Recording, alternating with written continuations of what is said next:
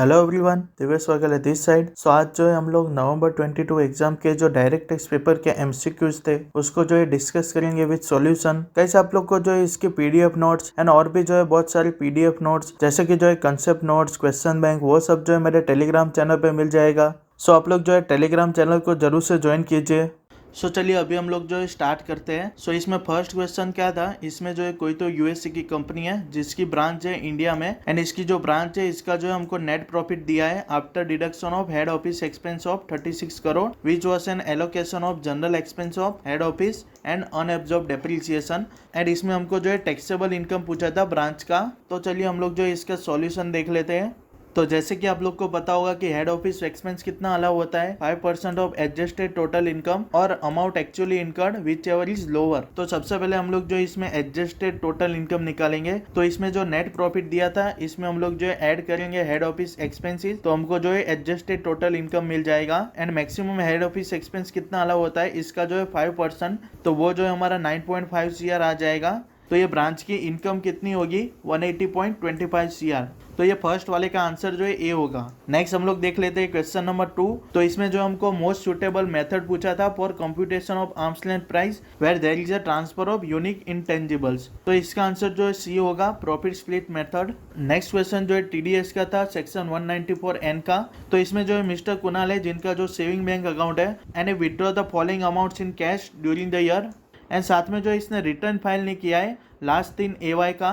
तो इसमें हम लोग को जो है टीडीएस का अमाउंट पूछा था as per section 194N and इसमें जो है टीडीएस कितना डिडक्ट होता है। जो अमाउंट मोर देन 20 लाख है अप टू 1 CR यानी कि जो 80 लाख से उस पे तो जो है 2% लगेगा। एंड साथ में जो मोर देन 1 CR है यानी कि जो 55 लाख है उस पे जो है 5% लगेगा। तो उसका करेक्ट आंसर जो है 4,35,000 आना चाहिए। लेकिन यहाँ पे आईसीआई ने जो है क्वेश्चन में ऐसा कहीं पे भी ऑप्शन नहीं दिया था। तो चलिए अभी हम लोग जो है केस स्टडी को देख लेते हैं। तो सबसे पहले इसके हम लोग जो है क्वेश्चन देख लेते हैं। तो इसमें जो एक क्वेश्चन में पूछा था हमको tax payable on capital gain, दूसरा जो है हमको टोटल डेप्रिसिएशन पूछा था एंड तीसरा क्वेश्चन जो इसमें ट्रांसफर प्राइसिंग रिलेटेड था।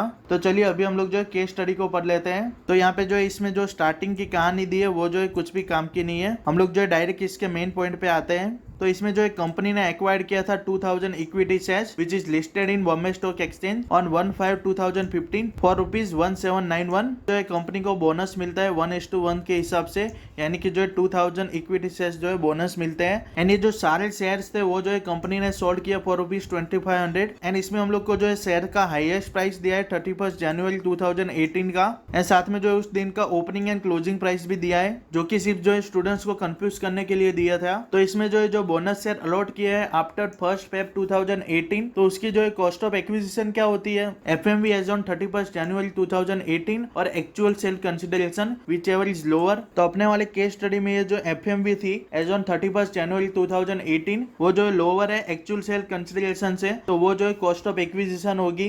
एंड जैसे कि आप लोग को पता होगा कि एज पर सेक्शन 112A कोई भी बेनिफिट नहीं मिलता है इंडेक्सेशन का।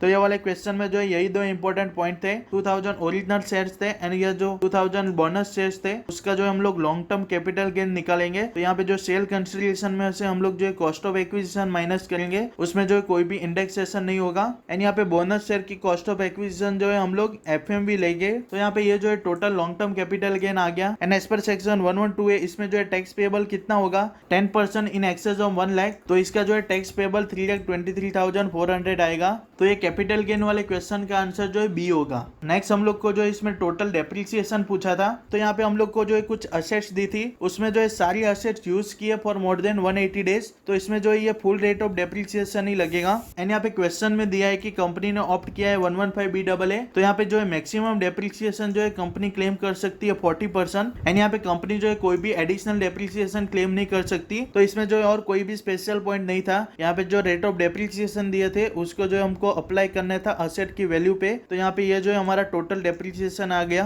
लेकिन यहाँ पे क्वेश्चन में जो है आईसीआई ने कहीं पे भी ऐसा ऑप्शन ही नहीं दिया था। यहाँ पे जो आईसीआई ने एक मिस्टेक की थी। यहाँ पे जो मशीन इंपोर्टेड है फ्रॉम चाइना ऑन 1 अक्टूबर, तो इसमें जो है फुल रेट ऑफ डेप्रिसिएशन लगना चाहिए। लेकिन अगर हम लोग जो इसमें हाफ रेट ऑफ डेप्रिसिएशन लगाएंगे तो हमारा आंसर जो इसमें मैच हो जाएगा जो ऑप्शन दिए उसके साथ। तो यहाँ पे आईसीआई ने जो इसमें डेट ही इनकरेक्ट दी थी। तो यहाँ पे ये जो मशीन इंपोर्टेड थी उसकी अगर रेट ऑफ डेप्रिसिएशन हम लोग जो है 7.5 0.5% लेते हैं तो इसमें जो है टोटल डेप्रिसिएशन 11,28,175 आएगा, जो कि हमको जो है ए ऑप्शन में दिया है। नेक्स्ट ये वाले पॉइंट पे हमको जो है ट्रांसफर प्राइसिंग का क्वेश्चन पूछा था, तो इसमें जो है कंपनी ने परचेज किया है motor repair parts for ₹30 CR from its holding company which has not opted for 115 BAB, and इसमें जो है रिपेयर की फेयर मार्केट वैल्यू दी है 5 CR। Whether the provision of transfer pricing applies on domestic transaction, if yes then what will be arms length price. तो इसमें जो है B वाला आंसर होगा। इसमें जो स्पेसिफाइड डोमेस्टिक ट्रांजेक्शन की डेफिनेशन है उसके अकॉर्डिंग जो है ट्रांसफर प्राइसिंग के प्रोविजन तभी अप्लाई करेंगे अगर अमाउंट जो है मोर देन 20 CR है एंड कंपनी ने जो है ऑप्ट किया है 115 BAB। लेकिन यहाँ पे अपने क्वेश्चन में जो अमाउंट तो मोर देन 20 CR है, लेकिन यहाँ पे कंपनी ने जो ऑप्ट नहीं किया था 115 BAB, तो इसकी वजह से जो है ट्रांसफर प्राइसिंग के प्रोविजन अप्लाई नहीं होंगे, तो इसका आंसर जो है बी होगा। नेक्स्ट क्वेश्चन में हम लोग को जो है DTAA में यूनिलेटरल रिलीफ ऑब्टेन करने के लिए कौन सी कंडीशन जो है एसएससी को फुलफिल नहीं करनी होती वो पूछा था। तो इसमें जो है the income is deemed to be accrue और अराइज इन इंडिया, ये वाली कंडीशन जो है एसएससी को फुलफिल नहीं करनी होती, तो इसका आंसर जो है सी होगा। In case of conflict between provision of income tax act and ICDS, तो इसमें जो है income tax act prevails over ICDS, ये वाला आंसर बी होगा। नेक्स्ट क्वेश्चन में हम लोग को जो इंटरेस्ट अलाउ पूछा था एज पर सेक्शन 94B, तो इसमें जो इंटरेस्ट अलाउ कितना होता है 30% ऑफ EBITDA, तो इसमें EBITDA हमको जो है 6 करोड़ दिया था, तो इसका 30% जो है 1.8 CR होगा, तो इसका आंसर जो है बी होगा। The business hours of KPM are 7 AM to 11 AM। The assessing officer entered the company's premise at 8:30 PM to collect some information which may be useful for the purpose of act. As per provision of section 133B, the assessing officer can enter the company's premise but cannot take away books of account kept at premises। ये वाला answer जो है इसमें सी होगा। Mister Verma ने जो है purchase की थी motor car on 21 December 2020 for ₹10 lakh, तो इसमें जो है हाफ रेट ऑफ डेप्रिसिएशन लगेगा क्योंकि असेट यूज किया for less than 180 days, and इसमें जो है 1/3 यूज किया था for personal use for all the years, and इसमें हम लोग को जो है फॉर AY 22-23 डेप्रिसिएशन पूछा था, एंड यहाँ पे रेट ऑफ डेप्रिसिएशन जो है 15% दिया था। इस क्वेश्चन में हमको जो है क्लियरली नहीं बताया था कि हमको जो डेप्रिसिएशन अलाउेबल पूछा है अंडर PGBP या तो फिर हमको जो इसमें डेप्रिसिएशन का अमाउंट ही बताना था। तो चलिए इसका हम लोग जो है आंसर देख लेते हैं। तो इसमें AY 21-22 के लिए जो है असेट यूज किया फॉर लेस देन 180 डेज, तो इसमें जो है डेप्रिसिएशन रेट लगेगा 7.5%, तो इसका जो है 75,000 डेप्रिसिएशन होगा, एंड AY 22-23 के लिए जो है रेट ऑफ डेप्रिसिएशन 15% लगेगा, तो डेप्रिसिएशन जो है 1,38,750 आएगा, एंड इसमें जो है अलाउेबल डेप्रिसिएशन कितना होगा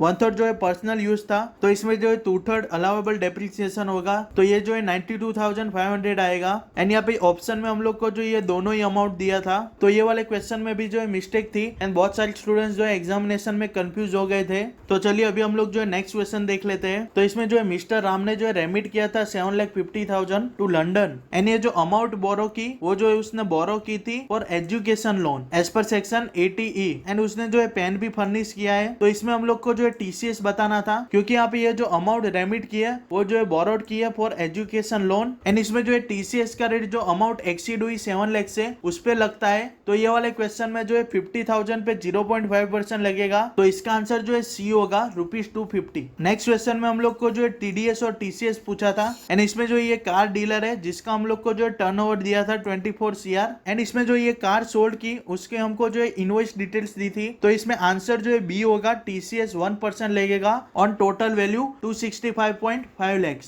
नेक्स्ट क्वेश्चन में जो ये मिस्टर पी था वो died due to COVID-19 and he was a karta of HUF consisting of his wife. In his will he named mister K as a executor to administer his personal assets. He divided his personal assets between wife and 2 sons। All the properties of mister P is in possession of his wife, तो इसमें जो A वाला answer होगा HUF will continue and mister K will act as a legal representative. Next question में हम लोग को जो एक केस स्टडी दिया था जिसमें हम लोग को जो है पेनल्टी पूछा था as per section 269 SS and 269 ST, and ये जो लास्ट क्वेश्चन था वो भी जो है पेनल्टी का था, जो SFT फाइल करना होता है अंडर सेक्शन 285, उसमें डिले फाइलिंग की हम लोग को जो है पेनल्टी पूछी थी, तो ये दोनों का मेरे पास जो है कंप्लीट क्वेश्चन नहीं है। गाइस आप लोग जो है टेलीग्राम चैनल को जरूर से ज्वाइन कर लेना, एंड ये चैनल को भी जो है सब्सक्राइब कर लेना। तो चलिए मिलते हैं नेक्स्ट वीडियो में। Thanks for watching.